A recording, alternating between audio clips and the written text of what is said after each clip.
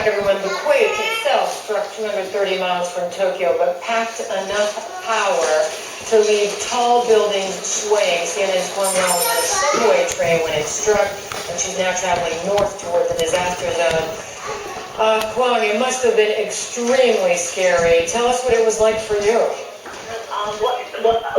What we experienced in the Tokyo subway is when you're underground, you really do feel something as severe as the earth moving. So what we saw were the signs of us shaking, the ground was shifting below us.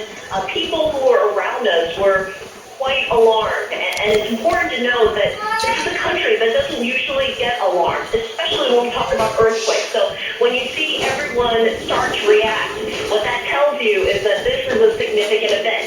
As soon as the train line stopped and people were told to evacuate out of the subway, that was a sign and a signal that this was a national emergency. This is a country where the train lines run on the second and not by the minute. There is no delay. So for it to shut down like this means something significant. For this city of 13 million people, what we're experiencing right now is gridlock. I'm standing on a road, and the reason why we pulled off is because the roadways simply are not moving. There's a little bit of movement here and there, but the problem that we're running into right now, especially as we try to travel north, is that it's very, very difficult to get around because the rail lines have completely stopped. So the city is in gridlock right now, and especially up north, though, if you compare the two situations, you simply can't compare. Tokyo is relatively unscathed. What we're seeing north of us, though, that is a significant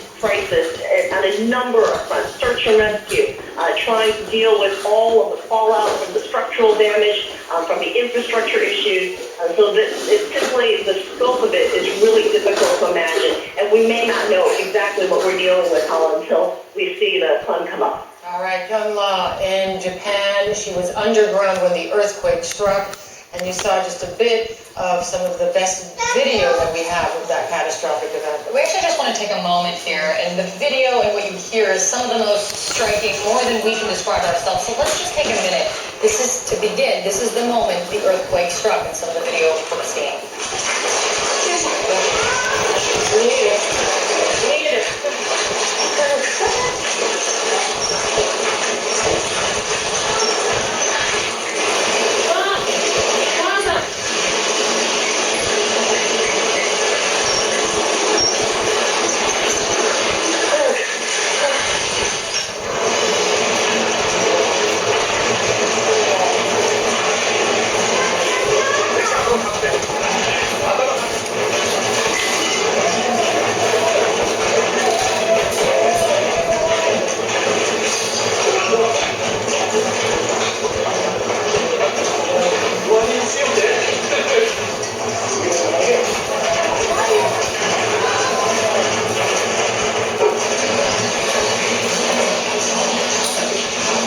One to date.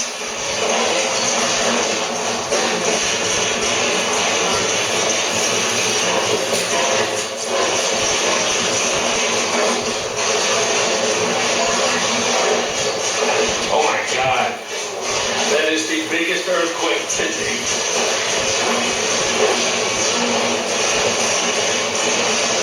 It is still going. Oh my God, the building's gonna fall.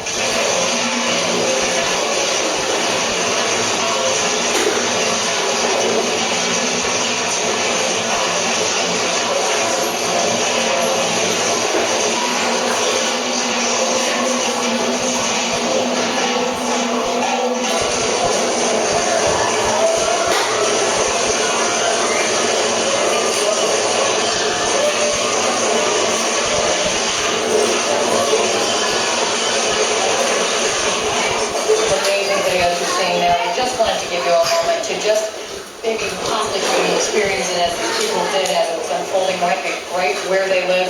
But you know what, Hall, I think we have and we think we can. Let's get to Administrator Fugate. He's the head of FEMA, and for our international viewers, this is the Federal Emergency Management Agency here in the U.S. Administrator Fugate, I guess, first off, could you tell us what reports you're hearing out of Hawaii and what you're keeping your eye on and how you guys are mobilizing? There's a live video coverage from the earthquake in Japan. And we had the tsunami warning centers issuing warnings for Hawaii as well as the west coast of the U.S. So right now, Hawaii is seeing those wave actions.